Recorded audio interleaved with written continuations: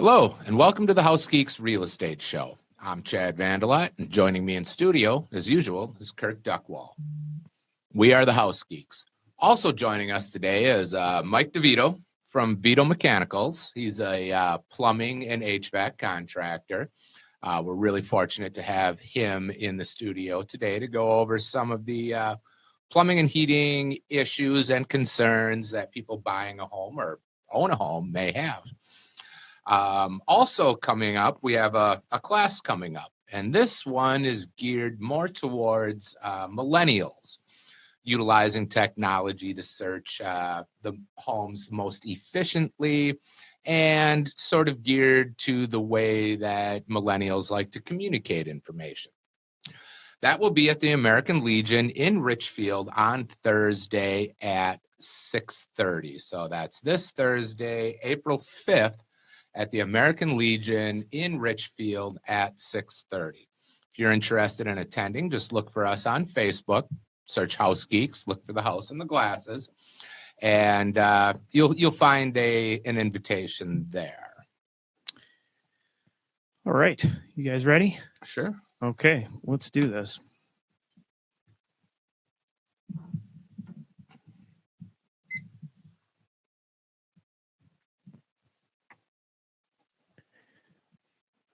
Welcome to the House Geeks Real Estate Show, sponsored by Bricks Real Estate. I'm Kirk Duckwall. Joining me is Chad Vandelat, and we are the House Geeks. Check us out online at housegeeks.com and follow us on our Facebook page. Just type in House Geeks, look for the little house and glasses.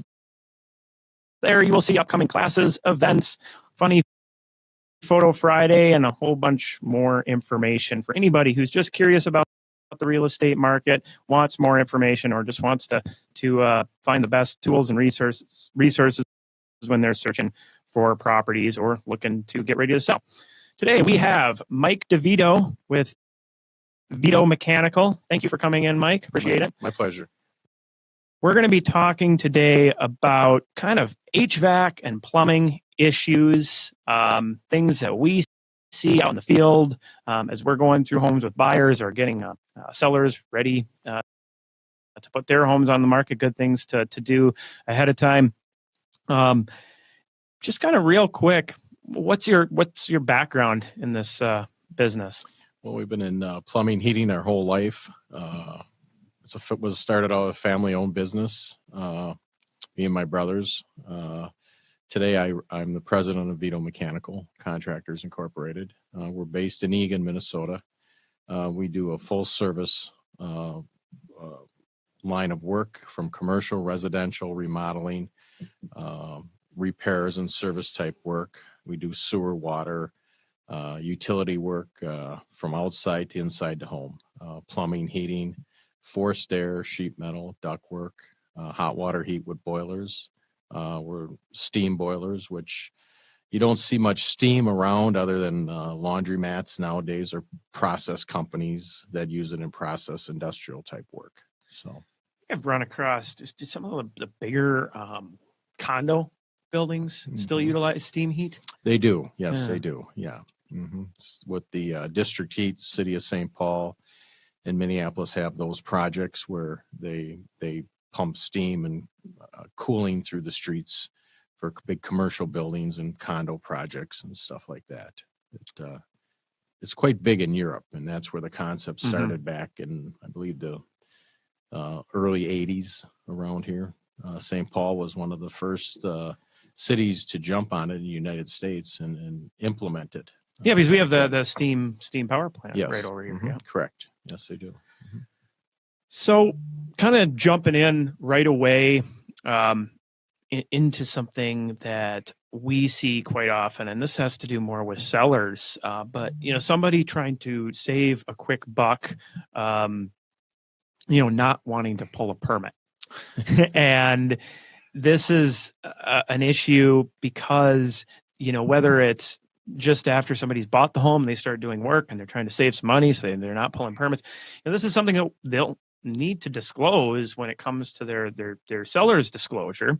I mean, from what you've seen, is anybody really saving when they're doing that? And what is some of the risks? And they're not really saving any money in the long run. The risks are great. being a contractor, any licensed bonded insured contractor, it's pretty black and white. We know the law. You have to pull a permit. But you're right. Today, as these cities, their budgets get tighter and their costs for doing business in a city goes up, they keep continuing raising permit fees. They used to raise permit fees once a year, about the first of every year. Now they're raising them 2-3 times a year. May goodness. May 1st, Minneapolis is going to have another price increase on their permits. And St. Paul will probably follow suit too. Mm-hmm. So as the cost of permits go up, people tend to shy away from that. And the other thing, especially with an older home, they're worried about the inspector coming in and looking at other things that aren't on the permit and maybe saying to them or getting them in trouble or want them to fix this other stuff and spend more money. So it's getting to be. Is that a realistic concern though, that an inspector is going to come in no with a, okay. No, yeah. And that's what I kind of figured is, yeah. It's not, but people tend to believe that and they get paranoid, especially with older homes. And, but as time goes on and these permit fees go higher and higher, people tend to want to shy away from the permits, and it's getting to the point where you have to argue with the people about the permit. Oh yeah. And we always separate on our proposals what the permit would be, the labor material and then the permit fee. And once they see that, they tend not to want to pay that permit fee. Right. And a lot of times we walk away from jobs, especially if it's a heating job where right. or a gas job where you have to gas piping, where you have to have an inspector come in and inspect it, because it could come back to haunt the contractor. It's really a kiss of death for the contractor not to follow through and get those permits. Right, because you're the one who's liable for Right. the work. And the part you mentioned, saving money, they might save it then, but later on down the road when they try to sell the home and like a realtor comes in and said, oh, you got a new furnace. Did you get it professionally installed and is there a permit? And if they say, well, no, there's no permit, then they have to pay again to have another contractor come in and check it and recertify it and inspect it and have it all done Right, over again. There can be added costs there. Right. And I mean, I know it doesn't. in Minnesota disclosures, there's actually a question right on the disclosure forms. Now in Minnesota, you typically sell a house with disclosures and you answer a series of questions. And if you don't knowingly answer those questions incorrectly, then you can be liable for the next 2 years after the sale of the house. And that's something that not a lot of people think about, trying to save an extra $150 on a job is. Yeah, I mean, there's that property, it kind of puts a big red flag right out from the beginning when you put your house on the market. Yeah, and it's hard to say for sure that it's necessarily going to be a problem. I mean, some buyers may look past it and it doesn't bother them, but the what if? I mean, it could potentially be a lot more than $150. Like you say, if somebody has to come back over, or just a buyer that would have made an offer, a good offer, is now scared away. And that could be in the thousands of dollars, especially in the market the way it is now.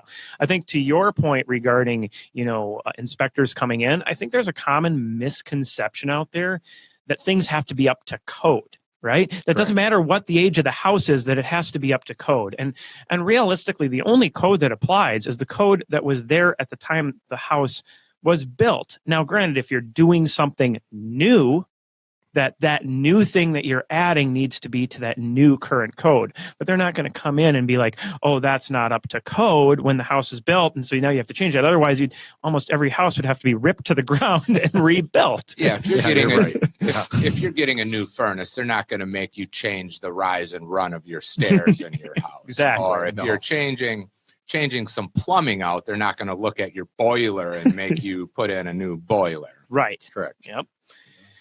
So, another cost-saving measure that I've always been kind of curious about, because I've heard that, quite a few of off-brand furnaces, off-brand water heaters, whatever, are really the name brand ones that might just be the older model and they just change out the stickers on them a year or two later.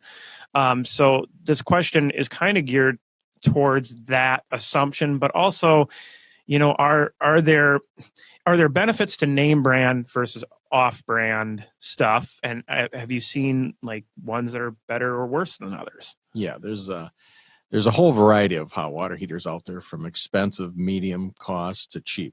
And the first part of your question, yes, there is a benefit to a better hot water heater.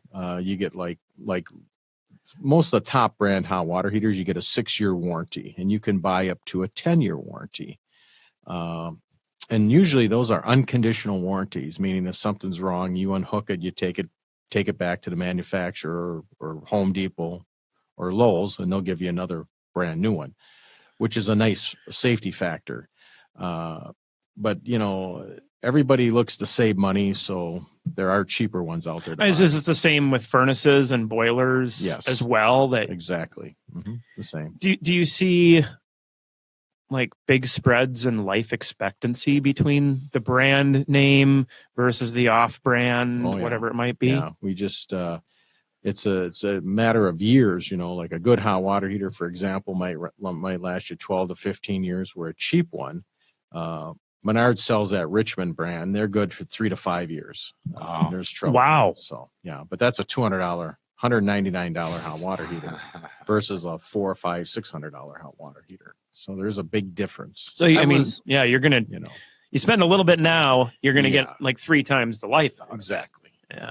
I was talking to another HVAC contractor, and this is the first time I had heard this, but he was telling me that there's only a couple American-made furnaces and air conditioners versus a lot of them made overseas. And he was saying that your ability to do repair work versus replacement work is heavily dependent on the accessibility of parts for these devices or these appliances. And he was telling me that the American-made ones are so much easier to get parts on. So your likelihood of having them replaced versus repaired. Is that like versus Carrier and replaced. those Yeah. Carrier's Yeah. local, aren't they? Yeah. Yeah, that's true.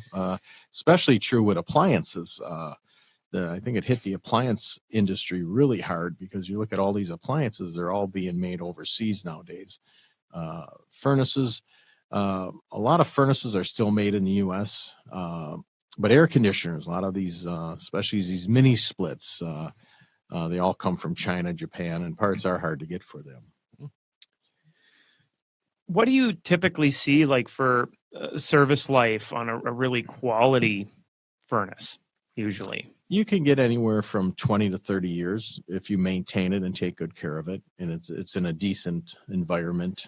Meaning, we had one instance, a lady had a kiln and a pottery shop in her basement, and the furnace was, every year we go and have to completely clean it because it was all full of dust and pottery gunk. Yep. Well, that furnace only lasted about 7 years, in that environment. But Well, I definitely, when we get back from the commercial break, talk a little bit more about furnace maintenance.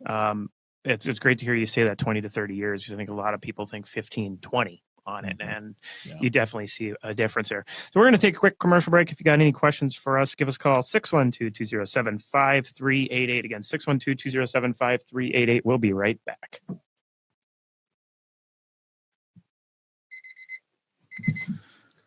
So that was one of the longer segments. Now we're into a 9-minute segment. Let's pick right back up with the maintenance. And they go quick.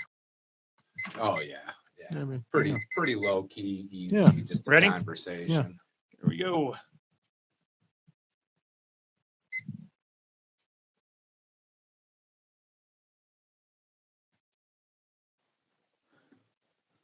Welcome back to the House Geeks Real Estate Show on AM 950, sponsored by Bricks Real Estate. If you have any questions for us, give us a call at 612-207-5388. Again, 612-207-5388.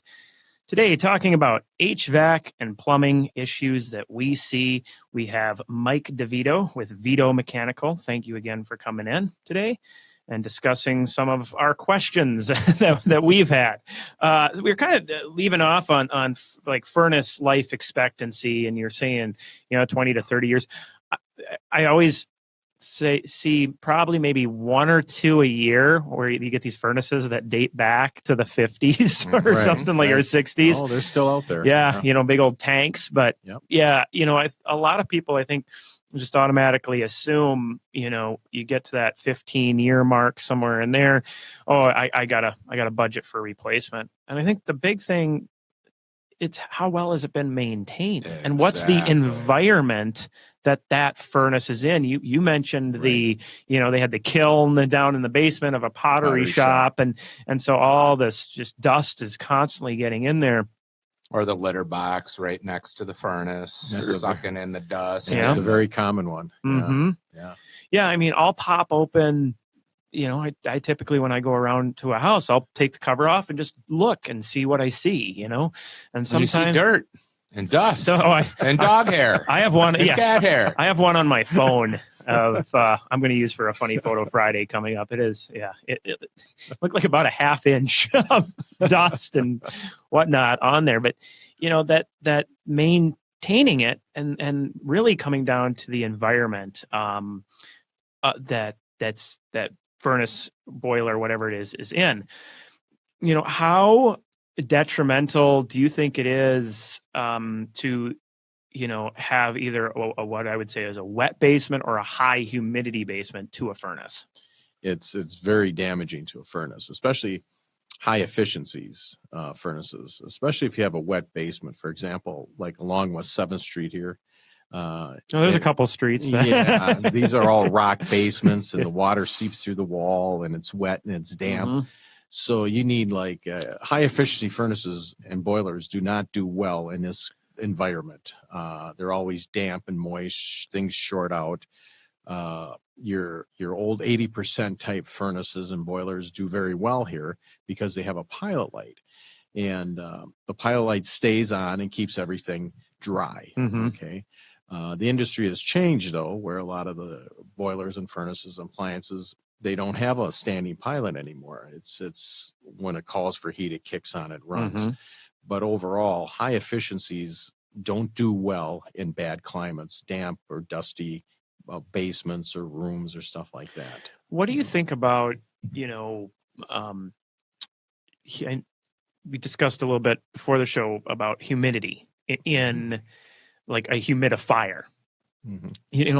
Is that something too, where somebody can have it turned up too high and cause issues with, how long something might last? Because Sure, absolutely. Yeah. Humidity is a big thing in this day and age in homes with all the health problems with people. And if it's too high, you get moisture on the windows. People worry today, a lot of homes have hardwood floors, and different hardwood floors, if you don't have enough humidity or the right amount of humidity, they'll split and crack. I think Chad mentioned that. And I know one of the prime hardwood floors is birch. We see that a lot in people's homes if they had birch floors, especially in the kitchen and stuff like that, where they have cracks and splits in them. But in this climate in Minnesota, we change climates every three times a year. So it's a continuing battle with humidity here. 3 times a year. Have you seen what's going on outside right now? Thought it was like 60 degrees a couple weeks ago.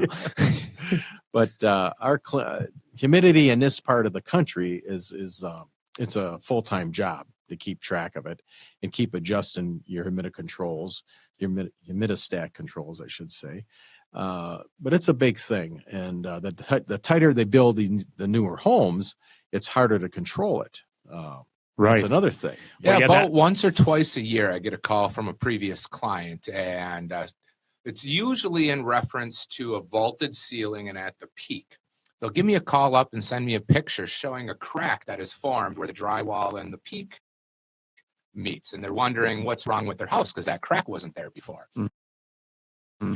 And that's typically due to the changing humidity and heat. In the winter, it's really dry In and newer cold. homes, we see that a lot. Yes. It's really dry and cold, and in the summer, it's really humid and warm. And these houses move. They're built with they're made out of wood, and you put moisture into wood, and it swells. You take that moisture out of the wood, and it separates. So that specifically in the peaks, you'll see the drywall seam sort of separate, and then in the summer, you'll see it close back up again, oftentimes.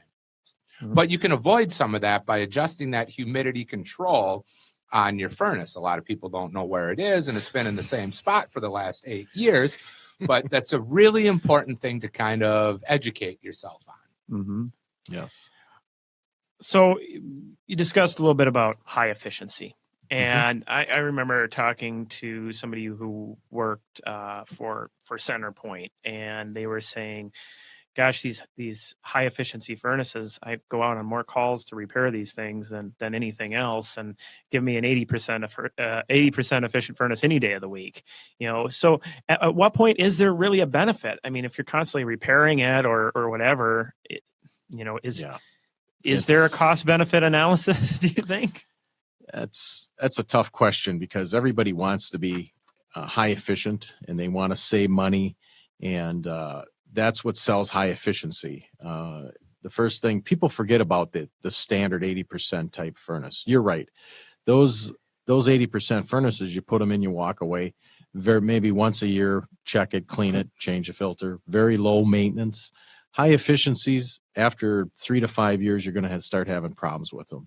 Usually the first thing to go with high efficiency is the igniter. It burns out, needs to be replaced. A lot of the parts in the high efficiencies come from overseas or Mexico or Taiwan, the sub-assembly parts, I should say. Yep. And those are the parts that fail. And it's an expensive furnace, and it takes maintenance to keep it going. Yeah, I kept having a computer panel. It was every year. It was one of those old Pulse 90s or something. Yeah.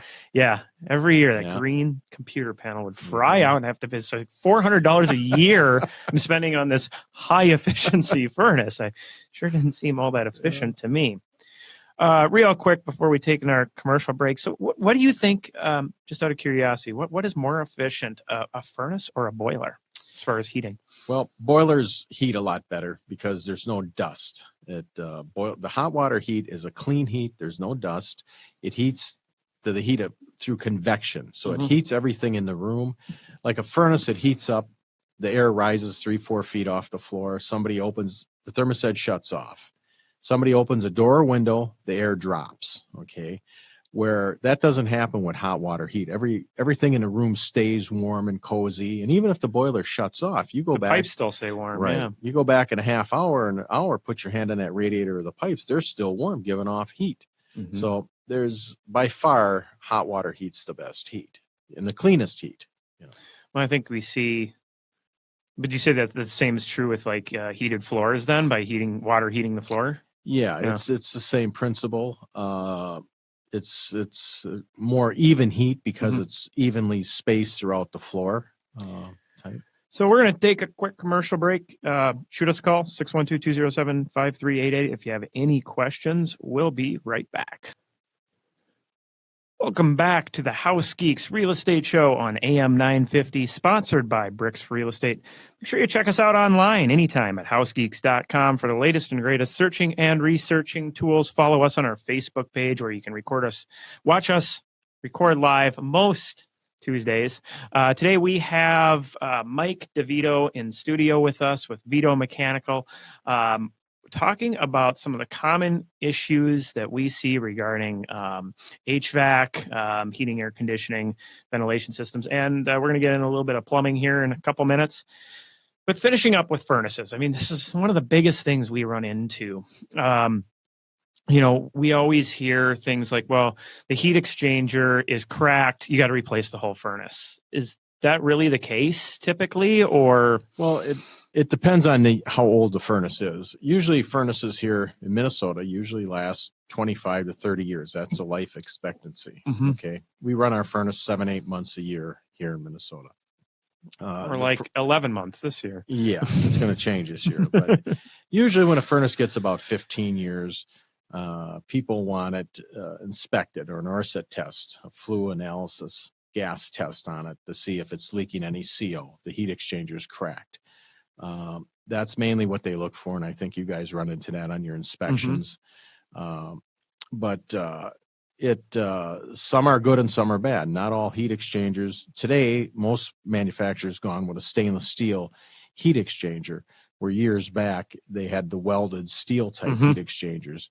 So they've come a long way in that industry, making them better. Well, and now, isn't it the case that if there is a crack, it's negative pressure typically at the heat exchanger? So it shouldn't be putting CO out, but if anything, just maybe bringing more air in.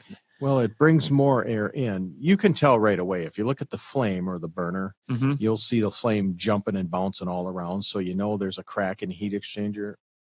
If you have a good eye and you've been doing it for a long time and you're knowledgeable, you don't even have to take out your test equipment on an older furnace, Mhm. say 15 years. The old ribbon 20 style. Yeah, Yeah. right. Mm-hmm. You can look in that burner assembly and see how that flame is acting to get a sense of where it's at or if there's a slight crack in there. And then that gives you a starting point to start on. But it should be checked for safety, you know. Would you anyway. say that it is a case of the? I mean, I've only, I think, maybe twice in my career seen a heat exchanger actually be replaced versus them just replacing the furnace. Right. Well, most people, again, it's based on years. If you had a furnace and was 5, maybe 10 years old, it's worth it to replace a heat exchanger. Okay. Like I said, that 15 years is the magic number. you Okay, know. so if it gets most older people- than that, then you're probably yeah. going to want to replace the whole thing. Yeah, Okay. most people, chances are if the heat exchanger's cracked, somebody hasn't been taking care of that furnace and it's probably looking kind of dungy and gringy and dirty. And most people want a new furnace altogether. Well, you that know, kind of so. leads great segue into my next thing, which is that furnace maintenance. You know, if you want to get that 20 to 30 years out of it, how critical is that? Oh, it's maintenance is very critical. It's the same as changing oil and taking care of your car. Why would you do that? You should at least have a service call once a year by a contractor and Mhm. have it checked out. And then you should change your furnace filter at least once a month, like the first of every month. Just buy a box of inexpensive filters and the first of every month, change it out. A lot of people go with these 3M expensive filters where they spray them with yellow sticky stuff so they collect all the dust and particles. The problem with that, within about 2 weeks, the filter's all plugged up. The furnace overheats and shuts down. because Yeah, it I've heard can't that. suck air. Yeah, I've heard that those are actually harder on your furnaces. And you know, whether it's fan motors or whatever, that Right. it can cause problems there. A lot of damage. First thing it does is overheat the fan motor and burns that out. So I'd recommend just a cheap, inexpensive filter, pleated filter. You can get them at Menards or Home Depot or Lowe's, a box of them, probably 80 to 90 cents, $1 a piece, and change it every month. And then while you're down there, check out your humidity controls too, and see if you have your humidity controls set to the specific temperature and humidity that's currently being experienced. Yeah, we definitely see our fair share of not maintained. We were talking about the filters that are thick as mud and they're bowed in because they haven't collecting so much dust and furnace can't work right. And people think more about their furnace because the furnace has a filter. So there's something you can actively do once a month or once every 8 months where most people change them. You're not getting but- towards the AC, are you? The AC also needs maintenance, even though it doesn't have a furnace. And what kind of things can you do to extend the life expectancy of your Well, AC? Number one is usually the condenser unit outside. That should be cleaned off and hosed off once a year with a garden hose. A lot of people tend to, when they cut their grass, they let the weeds grow up around it and they smother it and they blow shavings in it. Weeds grow in it. The animals might walk by and do their business on it. Bird nest. Bird nests, bee nests. It's very important to keep that condenser outside clean, to keep those coils clean. And that can be done with a garden hose. They sell coil cleaner to spray on, and then you let it sit for a couple minutes and you hose it off with a garden hose, or just a basic garden hose, or pull the weeds or any debris around it. We've seen some jobs where people build a patio deck over the condenser. They end up burning out the motors and burning out the unit. People forget that unit outside needs air to flow through it. That's what cools the Freon coming back from the A coil. But so it's got to be maintained and cleaned and free of debris, and it can't be really blocked, so to speak. How about covering it in the winter? I see some people covering them. I see a lot of them exposed. What's your thoughts on that? I always like a cover here in Minnesota just because our harsh winters and ice, and usually they're up against a house, or maybe they're in a valley, underneath a valley or an eave. And I've seen some bad ones where it look like a block of ice come, in the winter. You're walking up to the It back drips door. right on it. And just Yeah, you see that a lot. And even if it's put a plastic black bag over it, or a canvas cover or a trash can, something to keep all that off of it. The trouble with all that ice and buildup on it, or rain falling on it, it could short out the controls. It's they're sensitive, they got electronics in them, and it can do a lot of damage come springtime if that stuff corrodes or shorts out. Mhm.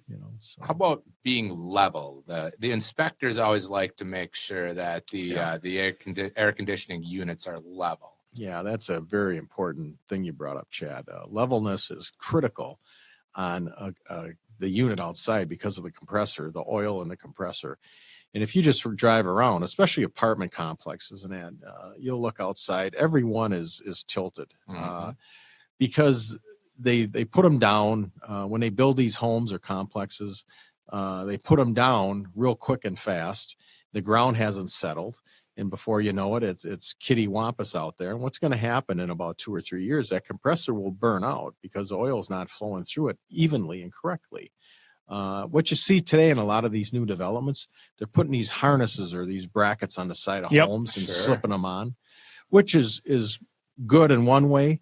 But it's bad in another, because that unit vibrates and shakes out there, and sooner or later it's going to crack that siding or loosen those bolts. I'm talking a period of years, because we only run our ACs about 3-4 months a year here in Minnesota.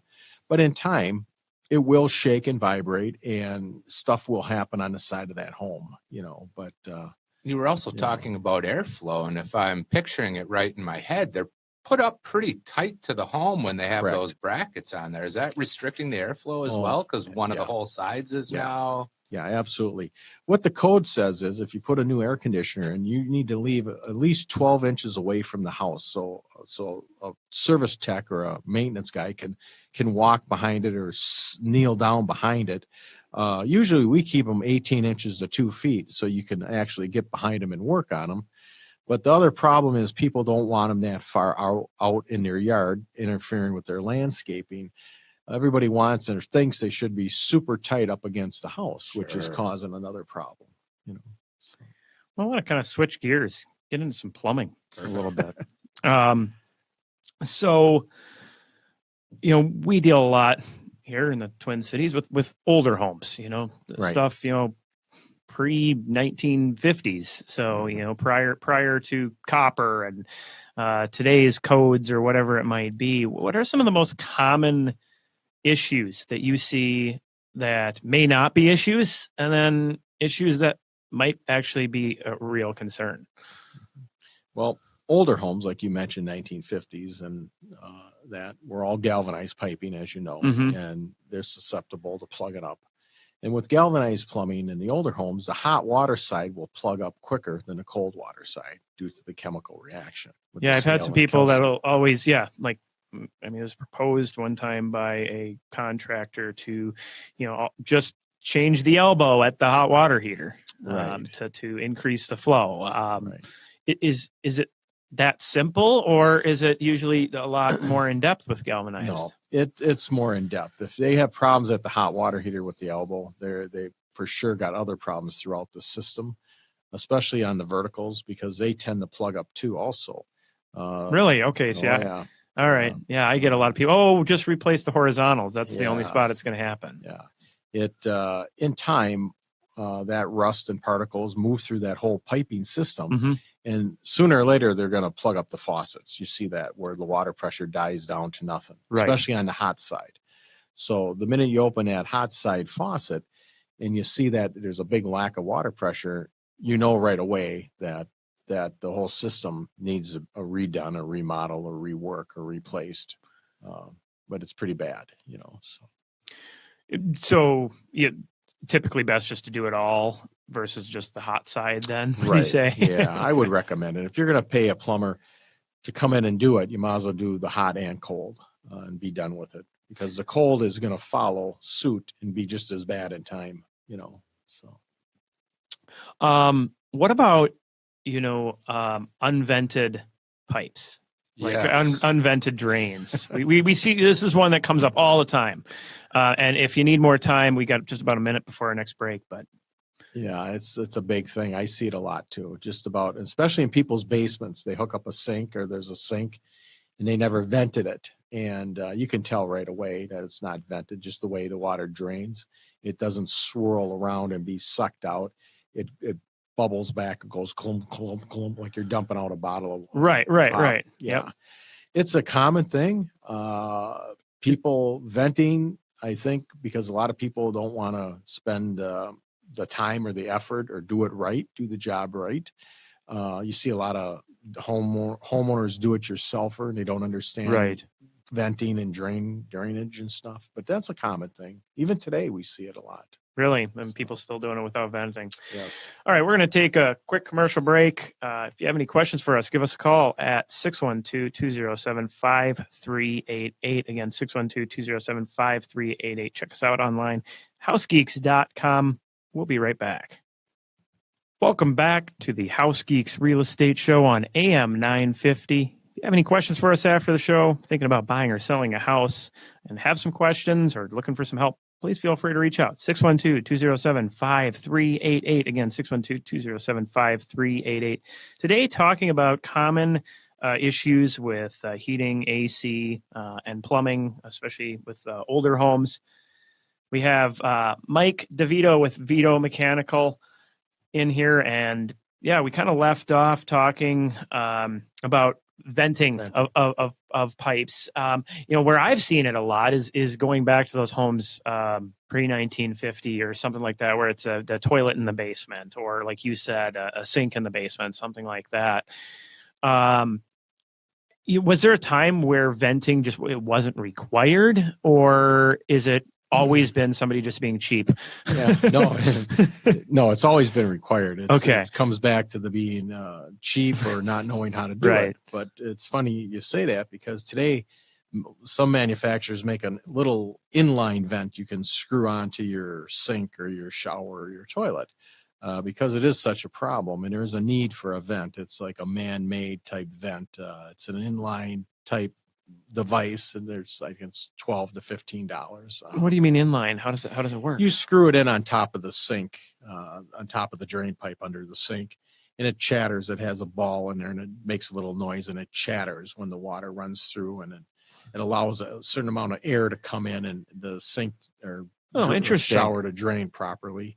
But that's tells you how big of a problem venting is. And is that an actual code compliant fix then? Well, first it was against the code, and then the code kind of adopted it. So it's kind of in between. Some cities, municipalities will accept it. Some of the bigger cities won't accept it because they want the job done and done right. Like St. Paul, Minneapolis. But the farther away from the metropolitan area you get, the small towns or suburbs, they let a lot of things go. They're not as strict on the codes and stuff. So,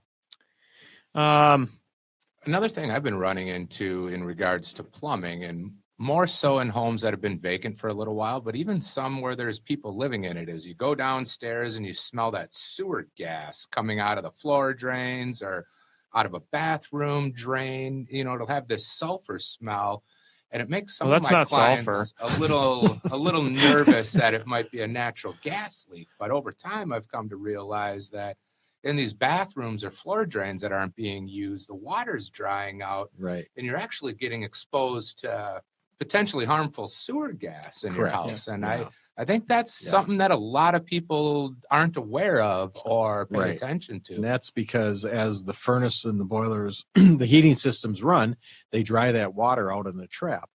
But if you back up a little farther, it relates back to the venting not being the right size, or not the proper venting. Or a lot of times in Minnesota, there could be snow and ice plugging the venting pipe on the roof, or birds or squirrels make a nest in the vent pipe with leaves and stuff, and they restrict the airflow down the vent. So now you're restricting that airflow, and pretty soon that water starts to evaporate and then traps in the basement, because that's the lowest point where the furnace and boiler is. and they're all shut up. And pretty soon it evaporates enough to break that water seal. Now you got sewer gas spilling in and smelling. You see that a lot, especially in the wintertime. Yeah, and you that know. can't be good to breathe either. No. Are there some health concerns with that? Yes, Well, isn't very that much what- so. Yeah. Isn't that kind of what's happening when you have the unvented pipe? That it's actually Yes. cycling the air up from the Correct. Yeah, and Yep. that's the health. Yeah. Part. And Yeah. to fix that is a pretty easy fix. You just pour some water down your Right. pour some water down your drains every now and again, right? And then you can Correct. save your family Yeah. from breathing in sewer gas. Yeah. Another time I've seen it, I think, is in older homes when there's a clean out that like Roto-Rooter might use. And sometimes those are hard to get out and get back in. Right. So I'll smell some sewer gas and I'll look down there and the clean Clean out out. is laying, The or plug's the missing. plug is Yeah. sitting right by the Yeah. by the drain maybe. Yeah. Man, we're just the Segway kings here today. Getting into the cleanouts, the main line. So yeah, we are seeing more and more home buyers, agents, especially St. Paul, Minneapolis, requesting mainline sewer scopes. Right. And Chad, you brought up a great example of, two different people that are looking at the scope footage, arguing with each other. What is, one representing the seller, one representing the buyer, and I'm pretty sure that I can guess whose opinion was whose in this battle. But things like where it's, you have an offset. Or roots going in. How big a problem are things like that? It's a huge problem. Like we were talking earlier, anytime you have an offset in a drainage system on a main sewer line, you're going to have trouble because it's offset and it's collecting things. Catching crap. It's Right? it's holding things Literally. up. Yeah. So it is a big problem. You're absolutely right. And you see a lot of that because here in Minnesota, the ground shifts. Mhm. And when it shifts, expansion and contraction in the spring and in the summer and in the fall, especially in the spring, that's when those offsets pop up because the sewer lines shift. The longer the run, the more problems you're going to have because they need a 1/4 inch pitch per foot. So the average home is set back 30 feet from the house. Yep. And then figure another 10 feet maybe to the get in where the sewer line comes down in the basement. So you're talking about a 40-foot run out to the boulevard, which is quite a distance. But a lot of times there might be a twist or a turn. But you always try to take the most straightest shot with the least amount of twists and turns or bends in it Right. for sewage, So do you notice with because I'm assuming everything's PVC now, right? Correct. They'll Yes. replace it with. I mean, Yeah. and I'm assuming it's been that way since the 60s, 70s maybe? Right around the 70s. Yeah. Sewer lines originally started out clay tile. Yep. Okay. And that's where we're seeing a Right. lot of the problems. Right. Yeah. A lot of problems. Then they went to cast iron. Yep. Okay. And now PVC. Clay tile cracks. Yep. That's the problem. And the joints, when the ground shifts and settles, those joints crack, and then tree roots get in them and form and grow, and they get big and they burst the pipe or crack the pipe. They plug it up first, and then as the waste passes through, that plugs up, and it just builds off of that till it gets to the point where it cracks the pipe, and it's nothing but a problem. And from it's a start to pretty finish. expensive fix, for somebody. Yes. So, I mean, it should be taken pretty seriously. Gosh, I have so many more questions I'd love to get into here, but our time is basically up. So I wanted to Okay. thank you again for coming out, Mike DeVito with Vito Mechanical. If you are interested in finding out more about the services he provides, you can give a call at 612-309-3066. Again, 612-309-3066. That's plumbing, heating, air conditioning, refrigeration, sheet metal, and drain cleaning, which we and also check us out online at housegeeks.com for the latest and greatest searching and researching tools. Follow us on our Facebook page. If you have any questions for us after the show, you can give us a call at 612-207-5388. Again, 612-207-5388. Thank you again, Mike, for coming in today. Thank you for having me. All right. Been a We'll be pleasure. back next week.